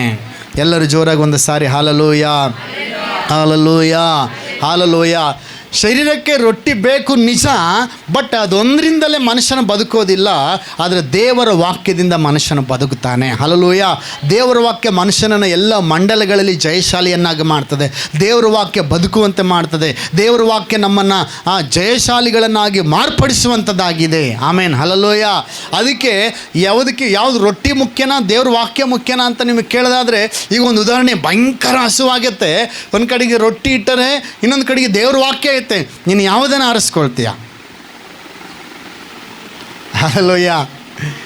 ಹಲ್ಲೆಲೂಯಾ. ಈಗ ಸಪೋಸು ನಾವು ಎಲ್ಲ ಹೋಗಿದ್ದೀವಿ, ಭಯಂಕರ ಹಸುವಾಗೈತೆ, ನಮಗೆ ದೇವ್ರ ವಾಕ್ಯಗಳಿಂದ ಬರೆದಂಥ ಒಂದು ಪುಸ್ತಕ ಐತೆ ಅಂತ ತಿಳ್ಕೊಡ್ರಿ, ಒಂದು ಸಣ್ಣ ಬುಕ್ ಐತೆ, ಅದು ದೇವ್ರ ವಾಕ್ಯದ ವಿವರಣೆ ಬಿಡಿಸಿದ್ರು, ಒಳ್ಳೆ ಒಂದು ಸಂದೇಶ ಐತೆ ಅದ್ರಾಗೆ. ಅದನ್ನು ಓದ್ಬಿಟ್ರೆ ನಿಮ್ಮ ಜೀವಿತನೇ ಚೇಂಜ್ ಆಗಿಬಿಡ್ತತೆ. ಆದರೆ ವಿಷಯ ಏನಂದರೆ ಎರಡರೂ ಒಂದೇ ಸಿಗ್ತತೆ ಅಂದ್ರೆ ಅನ್ಕೊಳ್ರಿ. ಉದಾಹರಣೆ ಏನಂದರೆ, ಈ ಕಡೆ ಒಂದು ಕಡೆಗೆ ಬುಕ್ ಐತೆ, ಒಂದು ಕಡೆಗೆ ರೊಟ್ಟಿ ಐತೆ, ಇನ್ನೊಂದು ಕಡೆಗೆ ದೇವ್ರ ವಾಕ್ಯದ ಪುಸ್ತಕ ಐತೆ. ಇವು ಎರಡೂ ಸಿಗಂಗಿಲ್ಲ, ಯಾವ್ದಾರು ಒಂದು ಸಿಗ್ತದೆ ಅಂತ ಹೇಳಿದ್ರೆ, ಬುಕ್ ಏನು ಬಿಡ, ಎಲ್ಲಿ ಬೇಕಾದ್ರೆ ಸಿಗ್ತದೆ, ಏನು ಮಾಡೋದೈತೆ ನಮಗೆ, ನನಗೆ ರೊಟ್ಟಿ ಬೇಕು, ಹಸುವಾಗೈತೆ ಅಂತೀವಿ ನಾವು. ಕರೆಕ್ಟಾ? ರೊಟ್ಟಿ ಬೇಕಂತೀವಿ. ಹಲ್ಲೆಲೂಯಾ. ಎಲ್ಲರೂ ಜೋರಾಗಿ ಹಲ್ಲೆಲೂಯಾ. ಏಸಾವನು ಒಂದೊತ್ತಿನ ಊಟಕ್ಕಾಗಿ ಏನು ಮಾರ್ಕೊಂಡಂತೆ? ಚೊಚ್ಚಲತನದ ಹಕ್ಕನ್ನೇ ಮಾರ್ಕೊಂಬಿಟ್ನಂತೆ. ಹಲ್ಲೆಲೂಯಾ. ಒಂದು ವೇಳೆ ಯಾರು ಹಸು ತಾಳ್ಕೊಂಡು, ಯಾಕೋಬನಿಗೂ ಹಸುವಾಗಿತ್ತು, ಏಸವನಿಗೂ ಹಸುವಾಗಿತ್ತು. ಯಾಕೋಬನಿಗೂ ಹಸುವಾಗಿತ್ತು, ಏಸವನಿಗೂ ಹಸುವಾಗಿತ್ತು. ಒಂದೇ ರೊಟ್ಟಿ, ಸ್ವಲ್ಪ ಗುಗ್ರಿ ಕಾಳಿದ್ವು ಅಲ್ಲಿ, ಅದು ಒಬ್ರಿಗೆ ಸಾರಿ ಆಗೋಷ್ಟಿತ್ತು, ಒಬ್ರಿಗೆ ಆಗಿನ ಪೂರ್ತಕ್ಕೆ ಸಮಾಧಾನ ಆಗೋಷ್ಟು. ಈಗ ಯಾರು ತಾಳ್ಕೊಂತಾರೋ ಅವರೇ ಚೊಚ್ಚಲ ಮಕ್ಕಳು, ಅವರೇ ದೇವರ ಆಶೀರ್ವಾದಕ್ಕೆ ಪಾತ್ರರು. ಕೇಳ್ತಾನೆ ಯಾಕೋಬನು, ನನಗೆ ಭಯಂಕರ ಹಸುವಾಗೈತೆ, ನಾನು ತಿನ್ನಕ್ಕಂತ ಮಾಡ್ಕೊಂಡೀನಿ ಅಂತಂದರೆ, ಅವನು ಕೇಳ್ತಾನೆ, ಇಲ್ಲ ನನಗೂ ಹಸುವಾಗೈತೆ, ನನಗೆ ಬೇಕು ಕೊಡ ಅಂದರೆ, ನಾನು ನಿನಗೆ ಈ ರೊಟ್ಟಿ ಗುಗ್ರಿ ಕೊಡ್ತೀನಿ, ಆದರೆ ನೀನು ಚೊಚ್ಚಲ್ತನದ ಹಕ್ಕನ್ನು ಬಿಟ್ಕೊಡ್ತೀಯಾ ಅಂತ ಕೇಳಿದಾಗ ಅವನಂತಾನೆ, ಚೊಚ್ಚಲ್ತನದ ಹಕ್ಕಿಂದ ನಮಗೆ ಏನು ಮಾಡ್ಬೇಕಾಗ್ಯದ ಬಿಡು ನಡಿ ಅಂಥೇಳಿ ತಿರಸ್ಕಾರ ಮಾಡಿ. ಚೊಚ್ಚಲತನದ ಹಕ್ಕು ಅನ್ನೋದು ಸಾಧಾರಣವಾದದ್ದಲ್ಲ, ದೇವರ ಆಶೀರ್ವಾದಕ್ಕೆ ಪಾತ್ರವಾದದ್ದು ಚೊಚ್ಚಲತನ ಎನ್ನುವಂಥದ್ದು. ಆಮೇಲೆ ಹಲ್ಲೆಲೂಯಾ. ಅದನ್ನು ಕೇವಲ ಒಂದು ಹೊತ್ತಿನ ಊಟಕ್ಕೋಸ್ಕರ ಚೊಚ್ಚಲತನದ ಹಕ್ಕನ್ನೇ ಮಾರಿಕೊಳ್ತಾನೆ. ಯಾರು? ಏಸಾವನು. ಈಸಾಕನ ಮಕ್ಕಳು ಇಬ್ಬರು, ಒಬ್ಬನ ಯಾಕೋಬ ಮತ್ತು ಏಸಾವ. ಇವನು ಅಣ್ಣನಾದರೂ ಕೂಡ, ಆಯ್ತಪ್ಪ ನನಗೆ ಚೊಚ್ಚಲತನದ ಹಕ್ಕು ಬೇಡ, ಆ ಒಂದು ರೊಟ್ಟಿ, ಒಂದು ಆ ಗುಗ್ರಿ ರೊಟ್ಟಿಗೋಸ್ಕರ ಆ ಚೊಚ್ಚಲತನದ ಹಕ್ಕನ್ನು ಮಾರಿ ಇನ್ಮೇಲೆ ಯಾಕೋಬ ಅಣ್ಣ, ಏಸಾವ ತಮ್ಮ ಆಗ್ತಾರೆ ಅವತ್ತಿನಿಂದ. ಹಲ್ಲೆಲೂಯಾ. ಇವತ್ತು ನಾನು ಕೇಳ್ತೀನಿ, ಯೇಸು ಸ್ವಾಮಿ ಮನಸ್ಸು ಮಾಡಿದರೆ 40 ದಿವಸ ಉಪವಾಸಿದ ತರುವಾಯ ಆತನಿಗೆ ಹಸುವಾಯಿತು. ಶೋಧಕ್ಕೊಂದು ರೊಟ್ಟಿ ಇಟ್ಕೊಂಡು ಕಲ್ಲು ಹಿಡ್ಕೊಂಡು ಬಂದನು, ಇದನ್ನು ರೊಟ್ಟಿ ಆಗುವಂತೆ ಅಪ್ಪಣೆ ಕೊಡು, ನೀನು ದೇವಕುಮಾರನಾಗಿದ್ದರೆ. ಹೌದು, ಆತನ ದೇವಕುಮಾರನೇ. ದೇವಕುಮಾರನ ಮಾಡೋದೇನು ದೊಡ್ಡ ವಿಷಯ ಅಲ್ಲ, ಬಟ್ ಮನುಷ್ಯ ಕುಮಾರನೇ ಬದುಕ್ತಾನೆ ಅಂದಮೇಲೆ ದೇವಕುಮಾರನ ಬದುಕೋಕ್ಕಾಗಲ್ವಾ? ಹಲ್ಲೆಲೂಯಾ. ಮನುಷ್ಯ ಕುಮಾರನೇ ರೊಟ್ಟಿ ಇಲ್ಲದೆ ಬದುಕ್ತಾನಂದರೆ ದೇವಕುಮಾರನು ಬದುಕೋಕ್ಕಾಗಲ್ವಾ? ಹಲ್ಲೆಲೂಯಾ. ನಾನು ಕೇಳ್ತೀನಿ, ಲೋಕದ ಜನರು ಪವಿತ್ರಾತ್ಮನ ಅವ್ರ ಹತ್ರ ಇಲ್ಲ. ಹಲ್ಲೆಲೂಯಾ. ದೇವರ ಆತ್ಮನ ಹೊಂದಿಕೊಂಡಿಲ್ಲ. ಅವರೇ ಪರಿಶುದ್ಧವಾಗಿ ಜೀವಿಸ್ತಾರೆ, ಅವರೇ ಎಲ್ಲವನ್ನು ಸಹಿಸ್ಕೊಳ್ತಾರೆ, ಅವರೇ ಸಾಧನೆಗಳನ್ನು ಮಾಡ್ತಾರೆ. ಅಂದರೆ ನೀನು ಮಾಡೋಕ್ಕಾಗಲ್ವಾ? ಅರ್ಥ ಆದವರಿಗಾಗಿ ದೇವರಿಗೆ ಸ್ತೋತ್ರ. ಹಲ್ಲೆಲೂಯಾ. ಲೋಕದ ಜನರ ಹತ್ರ ಪವಿತ್ರಾತ್ಮ ಗೊತ್ತಿಲ್ಲ, ಲೋಕದ ಜನರಿಗೆ ದೇವರಾತ್ಮ ಅಂದರೆ ಏನು ಗೊತ್ತಿಲ್ಲ, ಅವರೇ ಮಾಡ್ತಾರೆ, ನೀನು ಮಾಡೋಕ್ಕಾಗಲ್ವಾ? ಆಮೇನ್. ಹಲ್ಲೆಲೂಯಾ.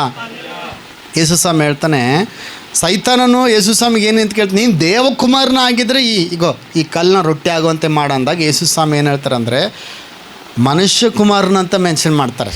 ಹಲ್ಲೆಲೂಯಾ. ಮನುಷ್ಯ ಕುಮಾರನು ಕೂಡ ರೊಟ್ಟಿ ತಿಂದ ಮಾತ್ರದಿಂದ ಬದುಕುವುದಿಲ್ಲ, ದೇವರ ವಾಕ್ಯದಿಂದ ಬದುಕುವನಾಗಿದ್ದಾನೆ. ಹಲ್ಲೆಲೂಯಾ. ಒಂದು ವೇಳೆ ಯಾವ ಮನುಷ್ಯ ಕುಮಾರನು ಇದ್ದಾನೋ ಅದರರ್ಥ ಮಾಂಸವಾದದ್ರಲ್ಲಿ ದೇವರ ವಾಕ್ಯ ಬಂದರೆ ಅದರಲ್ಲಿ ಜೀವ ಉಂಟಾಗುವಂಥದ್ದಾಗಿದೆ. ಆಮೇನ್. ಹಲ್ಲೆಲೂಯಾ.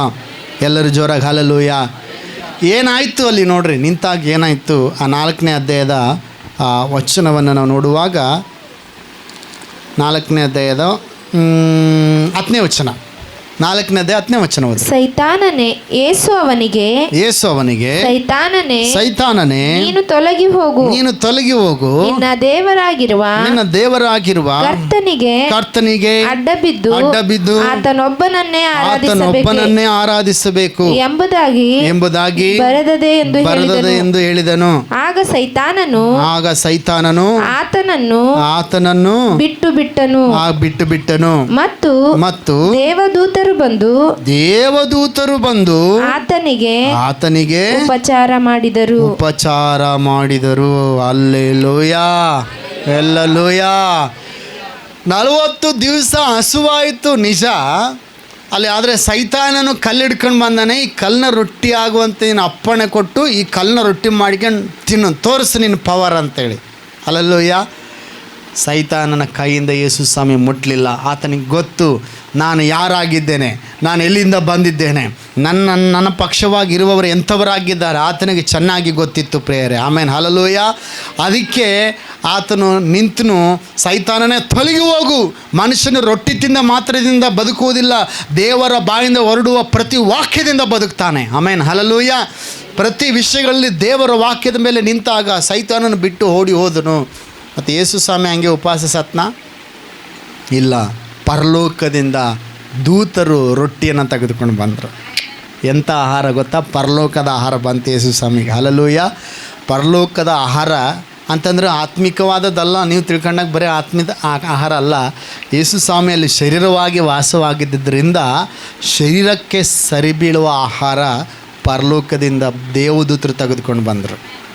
ಆಮೇನ್ ಹಲ್ಲೆಲೂಯಾ. ಮತ್ತು ನೀವು ಪ್ರಶ್ನೆ ಕೇಳಿದ್ರೆ ಇದು ಪರಲೋಕದಾಗಿತ್ತ ಏನು ಭೂಲೋಕದಾಗಿಂದ ತಂದ್ರೆ? ದೇವದೂತರ ಆಹಾರ ಉಪಚಾರ ಮಾಡಿದ್ರಂತ ಐತೆ, ಇನ್ನು ಎಲ್ಲಿಂದ ತಂದರು ಅಂತಂದ್ರೆ ಅದು ನಮಗೆ ಗೊತ್ತಿಲ್ಲ. ಮ್ಯಾಲೆ ಹೋಗ್ತೀವಲ್ಲ ಪರಲೋಕದಾಗ, ಆವಾಗ ದೂತರಿದ್ದರೆ ಕೇಳಮ್, ಯೇಸು ಸ್ವಾಮಿ ಆ ಫಾಸ್ಟಿಂಗ್ ಇದ್ದ ಟೈಮ್ನಾಗ ಯಾರು ಪಾರ್ಸಲ್ ತಂದವರು ಯಾರು ಇಲ್ಲಿ ದೇವದೂತರೆ ಅಂತ ಕೇಳಿ, ನೀವು ಆ ಟೈಮ್ನಾಗ ಪರಲೋಕದಿಂದ ಪಾರ್ಸಲ್ ತಂದಿದ್ರೆ ಏನು ಯಾವ್ದಾನ ರಾಜನ ಮನೆಗೆ ಹೋಗಿ ಎಲ್ಲ ಫ್ರೈ ಡ್ರೈ ತಂದಿರೋ ರೊಟ್ಟಿ ಮಸಾಲ ಯಾವ್ದಾನ ಡಾಬಾ ಹೋಟ್ಲಾಗಿಂದ ಎತ್ಕೊಂಬಂದು ಕೊಟ್ರೆ ಅಂತೇಳಿ ಕೇಳಮ್ಮ. ಒಟ್ಟಿನಲ್ಲಿ ಅವ್ರು ಎತ್ಕೊಂಬಂದು ಕೊಟ್ಟಿದ್ದು ನಿಜ. ಹಲ್ಲೆಲೂಯಾ. ಒಟ್ಟಿನಲ್ಲಿ ತಂದು ಕೊಟ್ಟಿದ್ದು ನಿಜ. ಯೇಸು ಸ್ವಾಮಿಯನ್ನು ಉಪಚರಿಸಿದ್ದು ನಿಜ. ಹಲ್ಲೆಲೂಯಾ. ನೀನು ನಾನು ಕೂಡ ದೇವರ ವಾಕ್ಯದ ಮೇಲೆ ನಿಂತರೆ ನನಗೂ ನಿನಗೂ ದೇವರು ತನ್ನ ದೂತರನ್ನು ಕಳಿಸಿ ನಮ್ಮನ್ನು ಸಹಾಯ ಮಾಡುವವನಾಗಿದ್ದಾನೆ. ಹಲ್ಲೆಲೂಯಾ. ನಮ್ಮನ್ನು ಮೇಲೆತ್ತುವವನಾಗಿದ್ದಾನೆ, ನಮ್ಮನ್ನು ಆಶೀರ್ವಾದ ಮಾಡುವವನಾಗಿದ್ದಾನೆ. ಆಮೇನ್ ಹಲ್ಲೆಲೂಯಾ. ಅದರ ವಿಷಯ ಏನಪ್ಪ ಅಂತಂದರೆ ಆತನ ಸ್ವಲ್ಪ ಕಾಯಬೇಕಷ್ಟೆ. ಹಲ್ಲೆಲೂಯಾ. ಪಕ್ಕದ ಕಾಗಟ್ಟು ಹೇಳ್ರೆ ಸ್ವಲ್ಪ ಕಾಯಿ. ಹಲ್ಲೆಲೂಯಾ. 44 ಮನೆನೇ ಇದೆ ಅಂತ ಅನ್ಕೊಂಬಿಡ್ಬೇಡ, ಇನ್ನೊಂದು ಮನೆ ಐತೆ, ಅದು ಅರಮನೆ. ಹಲ್ಲೆಲೂಯಾ. 44 ನೀನು ಸೆಲೆಕ್ಟ್ ಹೊಡಿತೈತಿ, ಆದರೆ ನಿನಗೆ 44 ಸೆಲೆಕ್ಟ್ ಹೊಡೆಯುವಂಥ ಸಮಯ ದೇವರಿಟ್ಟಿದ್ದಾನೆ. ಹಲ್ಲೆಲೂಯಾ. ಈ ಕಲ್ಲನ್ನ ಯಾಕೆ ರೊಟ್ಟಿ ಮಾಡಿಕೊಂಡು ತಿನ್ನೋಕೆ ಹೋಗ್ತಿ? ದೇವರು ನಿನಗೋಸ್ಕರ ಒಂದು ಸ್ಪೆಷಲ್ ಫುಡ್ಡನ್ನು ಸಿದ್ಧ ಮಾಡಿಟ್ಟಿದ್ದಾನೆ. ಆಮೇನ್ ಹಲ್ಲೆಲೂಯಾ. ಹಾಗಾದರೆ ಇವತ್ತು ದೇವ್ರ ಮಕ್ಕಳೇ, ನಮಗೋಸ್ಕರ ದೇವರು ನೇಮಿಸಿದ ಕಾಲದಲ್ಲಿ ದೇವರೆಲ್ಲವನ್ನು ಮಾಡುವವನಾಗಿದ್ದಾನೆ. ಆಮೇನ್ ಹಲ್ಲೆಲೂಯಾ. ದೇವರು ನಮ್ಮನ್ನು ಹೀಗೆ ಬಿಡೋದಿಲ್ಲ. ನಿಶ್ಚಯವಾಗಿ ನಾನು ಚಾಲೆಂಜ್ ಆಗ್ತೀನಿ, ಯಾರೆಲ್ಲ ದೇವರಿಗೆ ನಿಯತ್ತಾಗಿ ನಡ್ಕೊಳ್ತಾ ಇದ್ದಾರೋ, ಯಾರೆಲ್ಲ ನಿಜವಾಗ್ಲೂ ದೇವ್ರನ್ನ ನಂಬಿಕಿಟ್ಟು ನಡೀತಾ ಇದ್ದಾರೋ ಅವ್ರು ಇದ್ದಂಗೆ ಇರಲ್ಲ. ಹಲ್ಲೆಲೂಯಾ. ಇವತ್ತು ನಾನು ಕೂಡ ಹೇಳ್ತೀನಿ, ದೇವರು ನನ್ನನ್ನು ಇವತ್ತು ಹಿಂಗೆ ನೋಡ್ತಾ ಇದ್ದೀರಿ ಪರಿಸ್ಥಿತಿಯಲ್ಲಿ, ಇಂಥ ಪರಿಸ್ಥಿತಿಯಲ್ಲಿ ನೀವೆಲ್ಲರೂ ನನ್ನನ್ನು ನೋಡ್ತಾ ಇದ್ದೀರಿ. ಒಂದು ಸಮಯ ಬರ್ತದೆ, ದೇವ್ರು ನನ್ನ ಹಿಂಗೆ ಬಿಡಲ್ಲ. ಹಲ್ಲೆಲೂಯಾ. ನಾನು ಏನು ಮಾಡ್ತಾಯಿದ್ದೇನೆಂದರೆ ದೇವರು ನೇಮಿಸಿದ ಕಾಲಕ್ಕಾಗಿ ಕಾಯ್ತಾ ಇದ್ದೀನಿ. ಹಲ್ಲೆಲೂಯಾ. ಕಲ್ಲನ್ನ ರೊಟ್ಟಿ ಮಾಡ್ಕೊಂಡು ತಿನ್ಬೋದು, ಏನು ದೊಡ್ಡದಲ್ಲ, ಬಟ್ ಅದು ಬೇಡ, ದೇವರ ಸಮಯ ಬೇಕು. ಹಲ್ಲೆಲೂಯಾ. ದೇವರು ನೇಮಿಸಿದ ಕಾಲಕ್ಕಾಗಿ ನಾನು ಕಾಯ್ತಾ ಇದ್ದೀನಿ. ಆಮೇನ್ ಹಲ್ಲೆಲೂಯಾ. ಎಷ್ಟು ಜನ ಹೇಳ್ತೀರಿ ನಾವು ನಂಬಿದ ದೇವರು ನಮ್ಮನ್ನು ಕೈ ಬಿಡೋದಿಲ್ಲ? ಹಲ್ಲೆಲೂಯಾ. ದೇವರು ನಿಶ್ಚಯವಾಗಿ ನಮ್ಮನ್ನು ಉನ್ನತಕ್ಕೆ ಎತ್ತುತ್ತಾನೆ. ಆಮೇನ್ ಹಲ್ಲೆಲೂಯಾ. ಆ ಪರಿಶೋಧನೆಗಳು ಬರುವಾಗ ಆ ಪರಿಶೋಧನೆಗಳಲ್ಲಿ ನೀನು ದಾಟಿಕೊಂಡು ಜಯಿಸಿಕೊಂಡು ಮುಂದೆ ಬರೋದಾದರೆ ದೇವರು ನಿನಗಾಗಿ ಒಂದು ಕಾಲವನ್ನು ನೇಮಿಸಿದ್ದಾನೆ. ಆ ಕಾಲದಲ್ಲಿ ದೇವರು ನಿನ್ನ ಮೇಲೆತ್ತುತ್ತಾನೆ. ಹಲ್ಲೆಲೂಯಾ. ನಿನಗೆ ಏನೇನು ಬೇಕೋ ಎಲ್ಲ ದೇವ್ರಿಗೆ ಗೊತ್ತು. ಹಲ್ಲೆಲೂಯಾ. ನಿನ್ನ ಶರೀರದಲ್ಲಿ ವಾಸವಾಗಿದೆಯಾ ಅಂತ ದೇವ್ರಿಗೆ ಗೊತ್ತು. ಹಲ್ಲೆಲೂಯಾ. ಈ ಶರೀರಕ್ಕೆ ಬೇಕಾದದ್ದೆಲ್ಲವೂ ದೇವ್ರು ಕೊಡ್ತಾನೆ ಗೊತ್ತು. ಈ ಶರೀರಕ್ಕೆ ಬೆಚ್ಚಗಿರುವಂಥ ಮನೆ ಬೇಕು, ದೇವ್ರು ಕೊಡ್ತಾನೆ. ಹಲ್ಲೆಲೂಯಾ. ಈ ಶರೀರಕ್ಕೆ ಒಳ್ಳೆಯ ಆಹಾರ ಬೇಕು, ದೇವ್ರು ಕೊಡ್ತಾನೆ. ಈ ಶರೀರಕ್ಕೆ ಒಳ್ಳೆಯ ವಸ್ತ್ರಗಳು ಬೇಕು, ದೇವ್ರು ಕೊಡ್ತಾನೆ. ಈ ಶರೀರಕ್ಕೆ ಈ ಶರೀರ ಒಂದು ವೇಳೆ ಬಂಗಾರವನ್ನು ಆಸೆ ಪಟ್ಟರೂ ಕೂಡ ಆ ಬಂಗಾರವನ್ನು ಕೂಡ ದೇವ್ರು ಕೊಡ್ತಾನೆ. ಆಮೇನ್, ಹಲ್ಲೆಲೂಯ. ಈ ಶರೀರದಕ್ಕೆ ಏನು ಬೇಕು ಅಂತೇಳಿ ಎಲ್ಲವೂ ದೇವ್ರಿಗೆ ಗೊತ್ತು. ಅದರ ದೇವರು ಕೊಡುವವರೆಗೂ, ಹಲ್ಲೆಲೂಯ. ಈ ಶರೀರಕ್ಕೆ ಒಂದು ಕಾರ್ ಬೇಕಂತ ಕೂಡ ದೇವ್ರಿಗೆ ಗೊತ್ತು, ಹಲ್ಲೆಲೂಯ. ದೇವ್ರಿಗೆ ಗೊತ್ತಾಯ್ತಾ ಇಲ್ಲ? ಎಲ್ಲವೂ ದೇವ್ರಿಗೆ ಗೊತ್ತು. ದೇವರು ಕೊಡೋ ಗಂಟ ನಾವು ಕಾದ್ಕೊಂಡಿದ್ರೆ ದೇವರು ನಿಶ್ಚಯವಾಗಿ ಆತನ ಕೈಯಿಂದ ನಾವು ಹೊಂದಿಕೊಳ್ಳುವವರಾಗಿದ್ದೇವೆ. ಆಮೇನ್, ಹಲ್ಲೆಲೂಯ. ಎಲ್ಲರ ಕಣ್ಣುಗಳು ಮುಚ್ಚಿಕೊಳ್ಳೋಣ, ಪ್ರಾರ್ಥನೆ ಮಾಡೋಣ. ಎಲ್ಲರ ಕಣ್ಣುಗಳು ಮುಚ್ಚೋಣ. ಸ್ತೋತ್ರ. ಪರಿಶುದ್ಧಾತ್ಮನಾದ ದೇವರೇ, ನಿಮಗೆ ಸ್ತೋತ್ರಪ್ಪ. ತಕ್ಕ ಕಾಲದಲ್ಲಿ ದೇವರೇ ನೀನು ನಮ್ಮನ್ನು ಮೇಲೆ ತರುವವನಾಗಿದ್ದೀಯ. ಪ್ರಿಯ ದೇವ ಮಗುವೇ, ದೇವರ ವಾಕ್ಯವು ಹೀಗೆ ಹೇಳ್ತದೆ, ಪೇತ್ರನು ಬರೆದ ಪತ್ರಿಕೆಯಲ್ಲಿ ಹೀಗೆ ಹೇಳ್ತದೆ, ಇದಿಗೋ ದೇವರ ತ್ರಾಣವುಳ್ಳ ಹಸ್ತದ ಕೆಳಗಡೆ ನಿಮ್ಮನ್ನು ನೀವು ತಗ್ಗಿಸಿಕೊಳ್ಳಿರಿ, ದೇವರು ನಿಮ್ಮನ್ನು ತಕ್ಕ ಕಾಲದಲ್ಲಿ ಮೇಲಕ್ಕೆ ತರುವನು ಎಂಬುದಾಗಿ ಪೇತ್ರನ ಪತ್ರಿಕೆಯಲ್ಲಿ ಆತನು ವಾಗ್ದಾನ ಮಾಡಿದ್ದಾನೆ.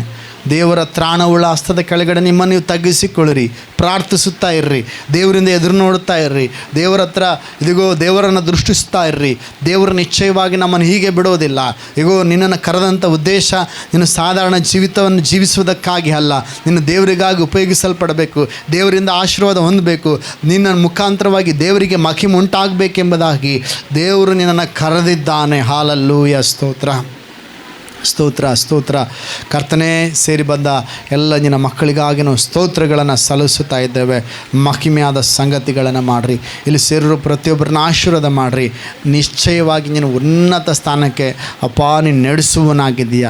ಯಾವ ರೀತಿ ಯೋಸೇಫನು ಸೆರೆಮನೆಯಿಂದ ಅರಮನೆಗೆ ನಡೆಸಿದ್ದು, ಯಾವ ರೀತಿಯಾಗಿ ಕರ್ತನೇ ಸ್ತೋತ್ರ ದಾವೀದನನ್ನು ಕುರಿಕಾಯುವ ಸ್ಥಿತಿಯಿಂದ ಅರಸನನ್ನಾಗಿ ಮಾಡಿದವು, ಯಾವ ರೀತಿಗೆ ಅಬ್ರಹಾಮನು ಕರ್ತನೆ ಎಲ್ಲೋ ಗುಡಾರದಲ್ಲಿ ಇದ್ದವನನ್ನು ಇವತ್ತು ಕರ್ತನೆ ಪ್ರಪಂಚಕ್ಕೆಲ್ಲ ಪ್ರಸಿದ್ಧವಾದ ವ್ಯಕ್ತಿಯಾಗಿ ಮಾಡಿದ್ದು, ಅದೇ ರೀತಿಯಾಗಿ ಕರ್ತನೆ ಯಾರ್ಯಾರೆಲ್ಲ ನಿನ್ನನ್ನು ಎದುರು ನೋಡ್ತಾ ಇದ್ದಾರೋ, ಯಾರೆಲ್ಲ ನಿನ್ನಿಂದ ಅಪ್ಪ ದೇವರ ಆಶೀರ್ವಾದವನ್ನು ಬಯಸ್ತಾ ಇದ್ದಾರೋ, ಕರ್ತನೆ ನಿನ್ನಿಂದ ಅದು ಬರಲಿ ಎಂಬುದಾಗಿ ಎದುರು ನೋಡ್ತಿದ್ದಾರೋ ಅವರೆಲ್ಲರನ್ನ ನೀನು ನಿಶ್ಚಯವಾಗಿ ಕರ್ತನೆ ಮೇಲೆತ್ತುವವನಾಗಿದೆ.